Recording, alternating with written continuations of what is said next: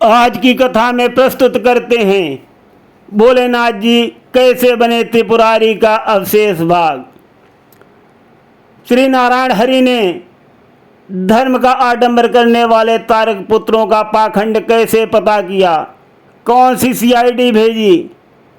सुनिए कथा में सारा हाल, कैसे भोलेनाथ जी बने त्रिपुरारी और कैसे तारक पुत्रों का हुआ अंत, कैसे उसके सोने और चांदी और लोहे के तीनों दुर्ग ध्वस्त किए गए।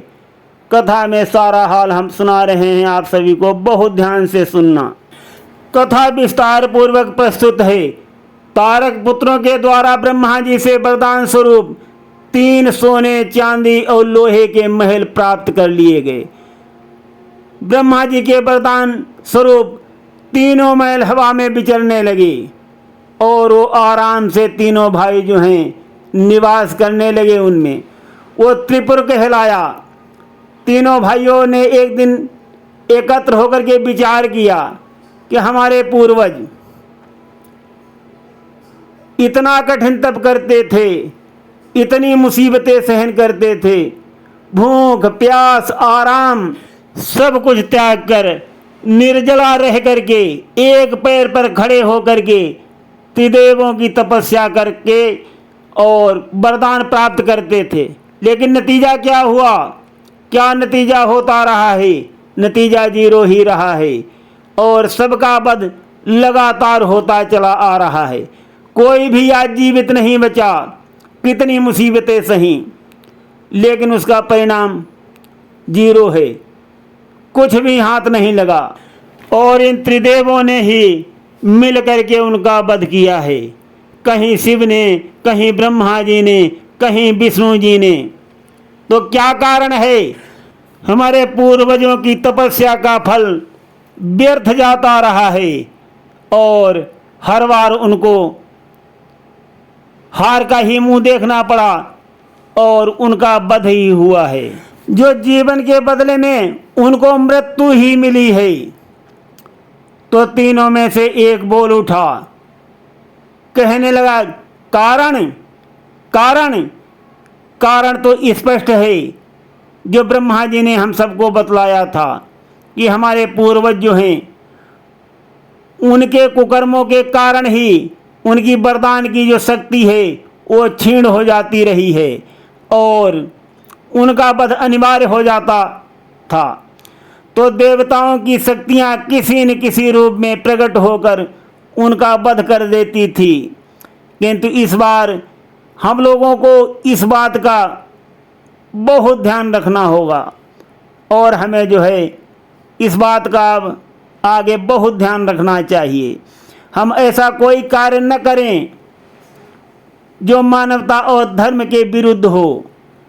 हम पवित्र आचरण और धर्म अनुष्ठान करेंगे, किसी को सताएंगे नहीं और हमें पवित्र आचरण करना चाहिए और धर्म अनुष्ठान भी करना चाहिए। दूसरे का उपकार करेंगे तब हमारा किसी से बैर या दुश्मनी भी नहीं होगी और भविष्य में हमें कोई खतरा नहीं हो सकता। तीनों ने अति उत्तम बोलकर इसी बात पर सहमति जताई और तारक पुत्र जो हैं धर्म के मार्ग पर चलने लगे। उनका आचरण बहुत पवित्र हो गया। वो धर्म के अनुष्ठान, यज्ञ, ईश्वर उपासना आदि सब कुछ अच्छे कर्म करने लगे और मनुष्यों से भी उन्होंने अच्छी मैत्री कर ली। उनको अपना दोस्त बना लिया ताकि अन्य दैत्यों की तरह मारे जाने का खतरा उनको न रहे। धीरे धीरे तीनों भाइयों में विनम्रता का भी संचार होने लगा। ये देखकर बहुत से राक्षसगण उनके मित्र बन गए और उनके गढ़ में आकर के रहने लगे। तारक पुत्रों के शुद्धाचरण और धर्माचरण को देख करके मनुष्य और राक्षस बहुत ही प्रभावित हुए और यथाशीघ्र तीनों दुर्ग जो हैं वो बहुत ही समृद्ध और शक्तिशाली हो गए। ये देख करके देवताओं के मन में चिंता होने लगी और वो घबराने लगे उनकी समझ में नहीं आ रहा था कि आखिर त्रिपुर की दीवारों के पीछे क्या हो रहा है, जो तारक पुत्र इतने ताकतवर होते जा रहे हैं। देवताओं को यह भय था कि तारक पुत्र जो धर्माचरण कर रहे हैं ये सच नहीं है, इनका आडंबर है और पाखंड है, और इसी बहाना ये असुरों की सेना को एकत्र कर रहे हैं, जो भविष्य के लिए बहुत ही दुखदाई, कष्टदायी, विनाशकारी सिद्ध हो सकती है। देवतागण यही शंका का प्रश्न लेकर के ब्रह्मा जी के पास गए और सारी घटना ब्रह्मा जी को बताई और कहा कि तारक पुत्र जो हैं वो सदाचार और धर्माचरण का आडंबर कर अपनी शक्ति को बढ़ा रहे हैं और हमके सबके साथ धोखा कर रहे हैं। देवताओं की बात को सुनकर ब्रह्मा जी बोले, आप सभी देवगण कहना क्या चाहते हो और आप लोगों का क्या सुझाव है? देवगण बोले, त्रिपुर का विनाश चाहते हैं। तीनों दुर्ग का यथाशीघ्र नष्ट कर तीनों भाइयों को मार देना चाहिए, और अगर ये पूर्ण रूप से समृद्ध हो गए तो तारक जैसे त्रिभुवन में संकट छा जाएगा, प्रलय आ जाएगी। कौन संभालेगा धरती को, कौन संभालेगा आसमान को, कौन संभालेगा सबको, ब्रह्मांड को कौन बचाएगा? तारक तो अकेला था, ये तो तीन हैं। अगर समय रहते ये सब कुछ नहीं किया गया तो आगे ये बात बहुत भारी पड़ेगी। देवताओं की बात को सुनकर ब्रह्मा जी बोले, अन्याय है, सरासर अन्याय है। देवताओं की बात को बीच में काटते हुए ब्रह्मा जी ने कहा कि तारक के पुत्रों ने अभी ऐसा कुछ नहीं किया है जिसके कारण उनको मार दिया जाए, उनको समाप्त कर दिया जाए। अनुमान के आधार पर हम आपको अनुमति नहीं दे सकते, कभी नहीं अनुमति दूंगा किसी को निर्दोष सजा दी जाए। ब्रह्मा जी की बात को सुनकर सभी देवगणों ने ऊंचे स्वर में कहा और बहुत गहराई से अपनी बात पुनः रखी। ब्रह्मा जी अडिग रहे और हस्तक्षेप करने से साफ मना कर दिया। कहा कि हम कुछ नहीं कर सकते, आप लोग जो समझो सो अपने आप करो। तब देवताओं ने भोलेनाथ जी से बात की। उस अवसर भोलेनाथ जी ने भी ब्रह्मा जी की बातों से सहमति जताते हुए देवताओं को मना कर दिया, परंतु विष्णु भगवान ने देवताओं की बात को गहराई से समझा और बहुत ध्यान से सुना। नारायण हरि ने देवताओं से कहा कि तुम्हारा दर्द और भय मैं समझता हूँ। देवताओं को सांत्वना दी, परंतु त्रिपुर में रहने वाला कोई दैत्य जब तक किसी को कोई हानि नहीं पहुंचाता तब तक हमारे हाथ बंधे हुए हैं, हम कुछ नहीं कर सकते। देवता बोले, प्रभु नुकसान होने की प्रतीक्षा क्यों की जाए? अगर नुकसान हो ही गया तो उसकी भरपाई कौन करेगा? और फिर क्या फायदा होगा? क्या बरसा जब कृषि सुखाने, समय चूकी पुण्य का पछताने। देवताओं ने कहा, प्रभु जब नुकसान हो गया तो उसके बाद हमने कुछ भी किया तो उससे विशेष लाभ नहीं होगा, वो नुकसान की भरपाई नहीं हो सकती प्रभु, तो क्यों प्रतीक्षा की जाएगी? वो जब नुकसान करे तभी उनका अनिष्ट किया जाए। देवताओं ने आगे कहा कि प्रभु ये आप अच्छी तरीके से जानते हो कि दैत्य जो हैं वो हिंसक स्वभाव के ही होते हैं और उनका स्वभाव जो है कभी नहीं बदल सकता। अभी जो धर्माचरण का पाखंड वो कर रहे हैं उनके अंतःकरण में जो अधर्म विद्यमान है वो नहीं खत्म हो सकता, अर्थात उन्हें यथाशीघ्र मिटा देना ही समझदारी है। श्री हरि बोले, परंतु ये वो सचमुच ही सुधर गए हों तो उन्हें मारना भी अनुचित, बहुत ही अनुचित है। सोचने लगे, कहने लगे, अरे ये तो बहुत नाजुक ही परिस्थिति है और हमें बहुत सावधानी से इसका समाधान खोजना होगा। श्री हरि ने क्षीर सागर में हाथ ऊपर किया, देखा सामने एक श्वेत बसधारी केश रहित जीव प्रकट हो गया और उसका नाम अरिहंत हुआ। वो जीव श्री हरि से बोला कि प्रभु मेरे लिए क्या आदेश है। हरि बोले तुमको त्रिपुर जाना होगा और वहाँ के दैत्यों को धर्मपरायण जीवन व्यतीत करता पाओ तो उन्हें पाप मार्ग पर चलने के लिए प्रेरित करो। वहाँ ऐसे मत का प्रचार करो जो वेदों की आलोचना करता हो। उन्हें सिखाओ स्वर्ग और नरक कल्पना के अतिरिक्त कुछ भी नहीं है। उनसे कहो कि पुण्य करने का कोई पुरस्कार इनाम नहीं मिलता और पाप के लिए कोई दंड निर्धारित नहीं है कि तुमने ये पाप किया तो तुमको ये दंड मिलेगा। कोई दंड निर्धारित नहीं है पाप का।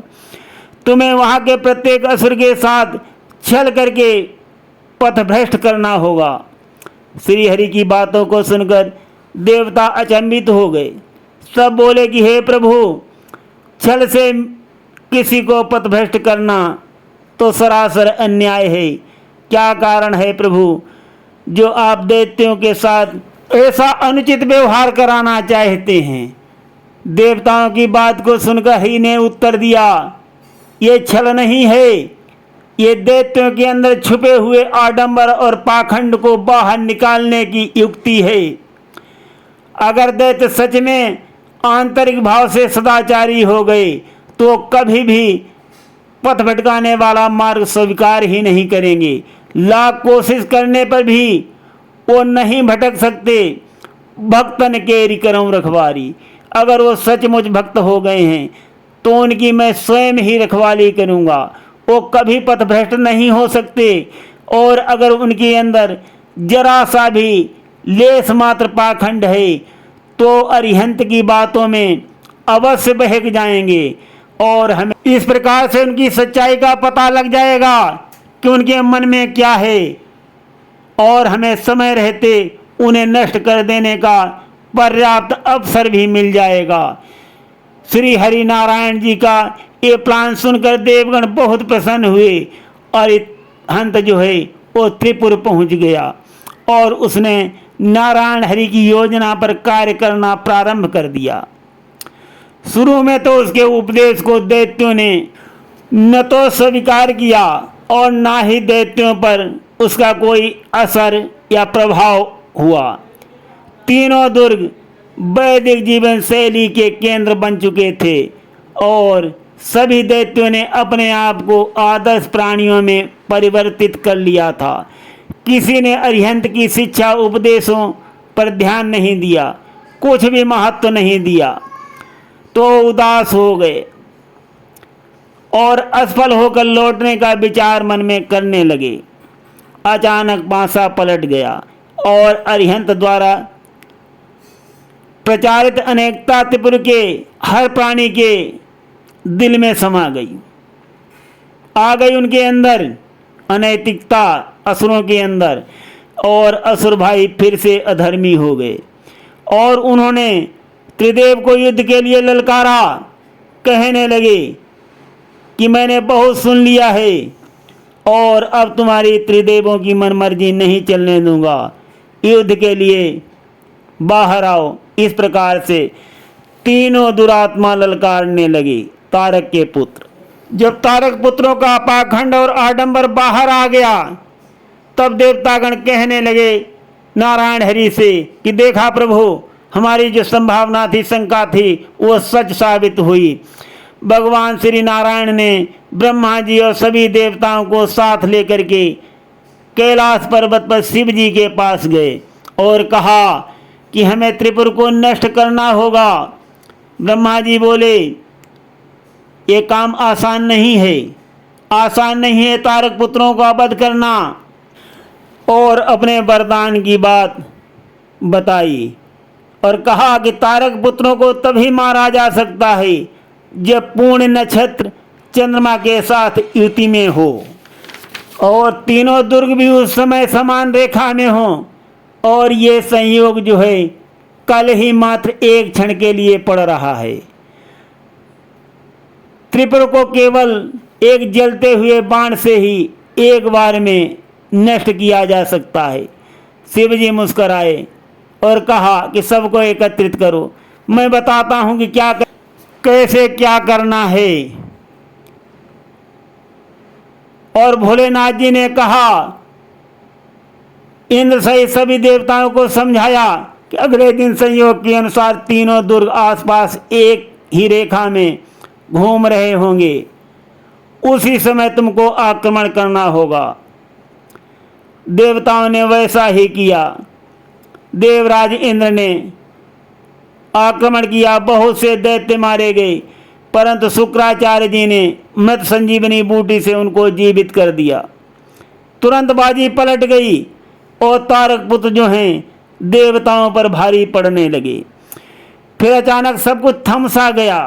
आसमान के ऊपर एक खगोलीय दृश्य उभर रहा था। वो बहुत विशाल चमकती हुई आकृति थी। शिवजी हवाई रथ पर सवार होकर तेज गति से आगे बढ़ रहे थे। उनका सोने जैसा चमकता हुआ रथ ऐसा प्रतीत हो रहा था जैसे सारे संसार का अग्नि उसमें समाई हो। ब्रह्मा जी उस रथ के सारथी थे और सूर्य चंद्र पहिए थे। चारों वेद उस रथ के घोड़े थे। मेरु पर्वत मुड़कर शिव का पिनाक बन गया था और वासुकी नाग जी जो हैं धनुष की प्रत्यंचा बने हुए थे और नारायण हरि बाण के रूप में विराजमान थे।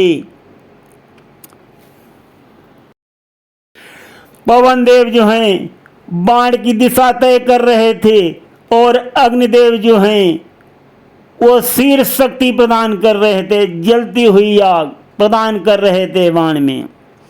और उस अवसर तीनों दुर्ग एक रेखा में जैसे ही आए, भोलेनाथ जी ने धधकता हुआ बाण छोड़ दिया और तीनों दुर्ग एक ही बाण से ध्वस्त कर दिए। असुरों के गढ़ जल चुके थे। उल्काओं की वर्षा होने लगी और विस्फोट होने लगे और त्रिपुर जल करके खाक हो गया। तीनों दुर्ग जल गए। शिव जी ने क्या किया, त्रिपुर की भस्म चुटकी में लेकर अपने मस्तक पर 3 रेखाएं बनाई। बाकी जो धूल भस्म थी वो चारों तरफ इधर उधर फैल गई। और तो साथियों, महादेव जी का पिनाकी भी नाम यही मिला था और उन्होंने त्रिपुर को नष्ट किया, इसलिए उनका नाम त्रिपुरारी भी पड़ा था।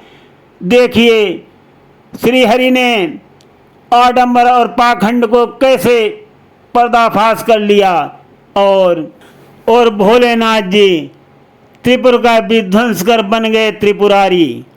देवतागण जो हैं भगवान भोलेनाथ जी की स्तुति करते हैं। शरण में सदा शिव के आए हुए हैं, करो नाथ रक्षा सताए हुए हैं।